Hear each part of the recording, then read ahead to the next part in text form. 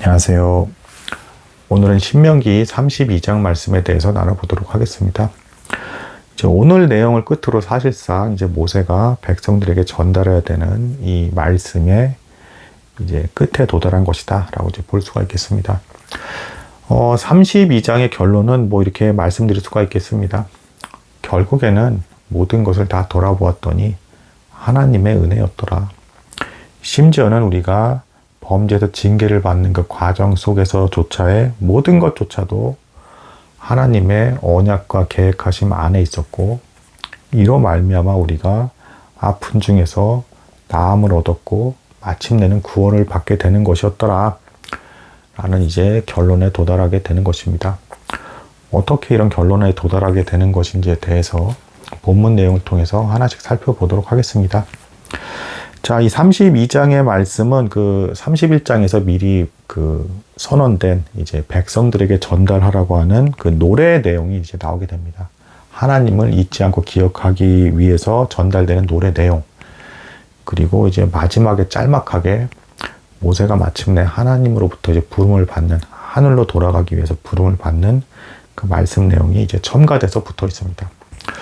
자, 1절에서는 먼저 이 노래 내용이 나오는데, 이제 그 하늘과 산, 하늘과 땅을 통해서 이제 맹세하듯이 말씀이 선언이 되고 있습니다. 그러니까 이제 의도적으로 이렇게 시작이 되는 것인데, 이 서두는 패역한 이스라엘 족속에 대한 그 내용이 나오면서 너희가 어떻게 하나님께 그럴 수가 있느냐라는 이제 내용이 나옵니다. 그러니까 이제 하늘과 땅은 어떻습니까? 비록 무생물이라 할지라도, 말이 없을지라도 항상 언제나 그 자리에 있어야 할 자리에 있고 하나님의 뜻을 따라서 묵묵히 순종하는 것과 같은 그런 모습을 보여주고 있죠. 그대로 그 있어야 할 자리에 항의나 원망 하나도 없이, 그리고 죄를 저지르는 일도 없이 그대로 존재하고 있죠. 이런 무생물조차도 이러고 있는데 이스라엘 백성 너희는 오히려 죄악된 곳에 타락되어서 언제나 하나님을 배반하고 돌이켰다 라는 것을 일깨워주는 이제 그 시작으로서 이제 노래가 시작되고 있는 것입니다. 참 무서운 노래이죠. 하지만 이거 끝까지 다 들어보시면 결론적으로는 하나님에 대한 은혜에 대한 기쁨의 고백으로 끝나는 노래이기 때문에 굉장히 은혜가 되는 내용입니다. 우리는 전적으로 타락했지만 하나님께서 미리 약속하신 것이 있었기 때문에 우리는 구원받을 수밖에 없는 그런 존재다라는 이제 선언을 끝으로 맺고 있기 때문에 그렇습니다. 자, 1절 이후에 모세는 특별히 자신의 이 가르침에 대해서도 이제 단비에 비유를 하면서 식물들의 어떤 그 잎사귀를 적시고 뿌리에 깊이 들어가는 것처럼 스며들어야 될 것을 말하고 있으나, 그렇게 모세가 지금 말하고 있는 이 말씀이 이스라엘 백성의 마음에 그렇게 촉촉하게 스며들어야 될 것을 바라면서 말하고 있지만 그렇게 되지 않을 것을 서두에서부터 선언하고 있는 것입니다. 너희는 언제든 하나님께로부터 이제 돌이킬 자들이다, 범죄할 자들이다 라는 것을 먼저 선언하는 것입니다. 자, 그 이후의 내용에서 이제 옛적에 이제 그 조상들에 관한 것을, 그 젊은이들은 어른들에게 이스라엘 백성들의 조상이 어땠는지에서 물으라, 그리고 이 어른들은 거기서 답해 주라라는 형태로 하나님에 대한 교육을 하라라는 것을 이제 간접적으로 나타내면서, 동시에 야곱이 받은 약속, 그리고 이제 그 이스라엘 백성들의 조상하면 누가 떠오릅니까? 아브라함, 이삭, 야곱이죠. 이들이 하나님께로부터 어떤 언약을 받았는지에 대해서 다시금 상기시키고 있습니다. 그러니까 지금 이스라엘 백성들이 지금 겪고 있는 이 모든 과정은 아브라함, 이삭, 야곱이 받은 그 약속이 이루어지는 과정이었고, 여기서 이스라엘 백성들은 계속 실패하고 넘어질 것이지만 하나님께서 하신 약속이 있기 때문에 반드시 이들을 가나안 땅으로 인도해 가실 거라는 것입니다.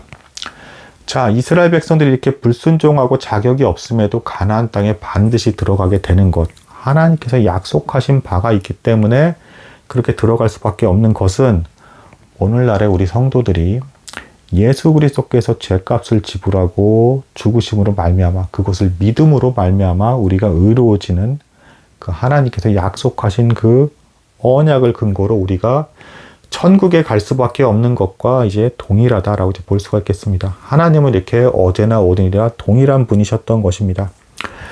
그래서 오늘 본문의 서두에서도 각별히 하나님을 특별히 반석이다라고 이제 묘사를 하고 있습니다. 왜 그러냐면 이분은 우리의 영원한 이제 받침대가 되는, 우리가 세워질 수 있게끔 견고히 세워주시고 피난처가 되시며 어제나 오늘이나 늘 동일하신 분이시기 때문에 우리의 반석 되시는 분이신 것입니다. 더 나아가서 예수 그리스도 역시 반석에 비유됨으로써 동등한 하나님이심을 성경은 증거하고 있습니다. 자, 여기서 이제 광야 생활에 대한 얘기도 이제 짤막하게 나오는데 뭐 엄청나게 복잡하게 어떤 은혜를 베푸시냐 하나하나 다 묘사를 하는 게 아니라 오히려 은혜와 자비가 풍성하신 하나님께서 아주 간략하게 요약해 주고 계십니다. 독수리 비유가 여기서 나오는데 독수리가 그 새끼를 먹이고 입히는 것뿐 아니라 날 수 있게끔 도와주기도 하는 것처럼 너에게 주어진 이 광야 생활이 먹고 마시는 것만 은혜를 베푸신 것이 아니라 하나님 앞에 합당한 백성으로서 세워지기 위해끔 깨달음을 주는 그런 교훈 그리고 가르침, 깨달음을 주는 그런 과정이기도 했다라는 것을 하나님께서 분명히 말씀하고 계십니다. 이렇게 놀라운 은혜 그리고 조상들이 받은 약속에 의해서 전적인 은혜로 너희들은 약속의 땅에 들어갈 것인데 결론적으로 너희는 배불러지게 됨으로 부유하게 됨으로 타락하게 될 것이다. 나를 잊어버릴 것이며 우상 숭배를 하게 될 것이고 또한 내 말씀을 발로 차버릴 것이다. 발 뒤꿈치를 들어 돌이켜서 나를 버리게 될 것이다. 실제로 이스라엘 백성들에게 나타난 선지자들의 모든 말씀을 이스라엘 백성들은 너무도 쉽게 경솔히 여기면서 그들을 핍박하고 박해하고 발로 차고 모욕했습니다. 곧 하나님을 대한 믿음을 저버리고 하나님을 모욕했다라고 이제 볼 수가 있는 것이죠. 이로 말미암아 하나님께서 징계를 베푸실 것이고 얼굴을 숨기실 것인데 이것이 너희가 그렇게 했기 때문에 전적인 약속대로 은혜를 베풀고 있는 하나님을 너희가 업신여겼기 때문에 당연히 벌을 받아야 될 것인데 이방 족속으로 말미암아 우상 숭배하고 있는 너희가 벌을 받게 될 것이다 라는 선언이 이 노래 가사 속에 계속 나오고 있는 것입니다. 너무 무서운 내용이 계속 나오겠지만 이제 더 계속 한번 그 내용을 살펴보도록 하겠습니다. 여기서도 이방 족속들은 이제 이스라엘 백성들을 물리치게 됨으로써 이스라엘 백성들이 믿고 있는 하나님을 업신여기게 될 것인데 이로 인해서 하나님의 이름, 하나님의 영광이 손상되게 될 것이다 라는 건 역시 드러나고 있습니다. 예수 그리스도께서 십자가에서만 모욕을 당하고 고통받고 사람들에게 무시당한 것만이 이제 하나님께서 낮아지시고 인간에게 의해서 이제 무시당한 것이 아니라 여기 이미 구약 시대조차도 이스라엘 백성들이 너무 타락해서 징계를 받는 수단 중에 하나가 이방 족속에게 이제 멸망을 당하는 것인데 그것이 곧 이방 족속들이 하나님을 무시하고 업신여기게 되는 이유가 될 거라는 것입니다. 뭐 구약 시대는 그랬죠. 자신들이 이기면 자신들이 믿고 있는 신이 더 강하다 이렇게 생각하던 그런 시대였으니까. 그래서 구약에서도 동일하게 하나님은 자신이 업신여김을 당하고 무시당할 거를 각오하시면서까지도 이스라엘 백성들이 정결케 되기 위해서 벌을 허락하실 것이다 라고 이제 말씀하십니다. 여기서 놀라운 점은 이제 뭐냐면 이 이방 족속들이 이로 인해서 교만하게 될 것인데 자기들의 힘으로 이스라엘 백성들을 물리친 것으로 착각하게 될 거라는 것입니다. 하지만 하나님은 분명히 하십니다. 이스라엘 백성들이 당장 벌을 받아서 쓰러지는 것 역시도 하나님께서 그렇게 허락하셨기 때문에 이방 족속에게 지배를 당하게 된 것이지 이방 족속들이 자신의 어떤 잘남이라든가 우상 숭배하는 신이 어떤 능력을 발휘해서 이들이 이긴 것이 아니었다라는 것이죠.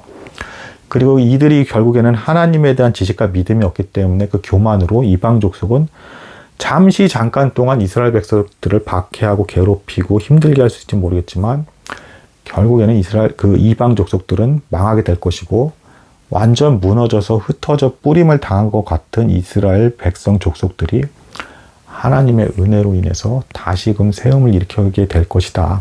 즉 이방 족속들은 하나님께서 사랑하시는 이스라엘 백성, 교회를 세우기에 사용되는 도구에 불과할 뿐이고 이 이스라엘 백성들은 이 과정으로 인해서 고통받을지언정 정결하게 될 것이며 정말 약속과 언약대로 이루시는 하나님의 모습을 보며 그 은혜를 찬송하게 될 것이라는 것입니다. 이 과정이 너무도 혹독하지만 마침내는 하나님의 은혜와 자비, 약속대로 이루시는 그 모습을 바라보며 기뻐 찬송하게 될 것이라는 것입니다.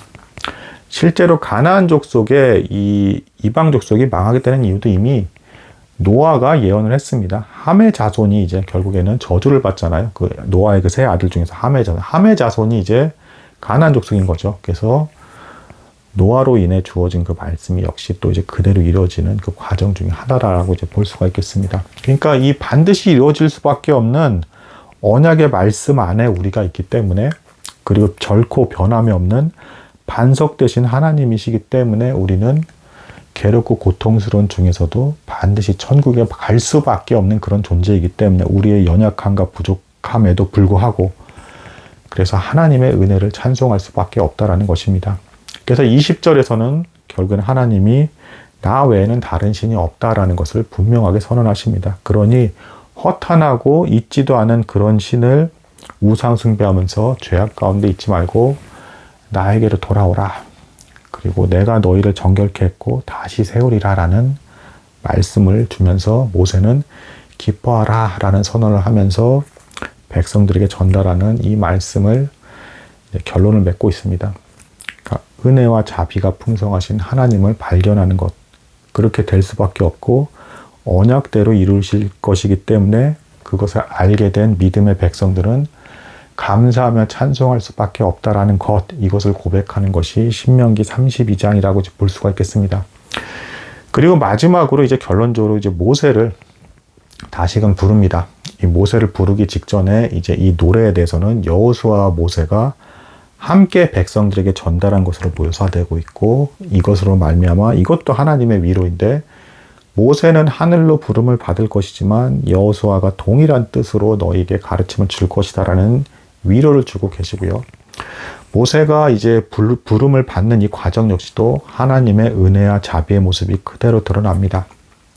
자, 느보산으로 하나님께서 이제 모세를 부르시고 네 형 아론, 그러니까 모세의 형 아론이 호르산에서 죽었던 것처럼 너도 그렇게 죽게 될 것인데, 그 이유는 너가 과거에 저질렀던 죄 때문이다. 죄를 이렇게 상기시켜 주시지만, 그러니까 모세도 지은 죄가 있는 것이죠.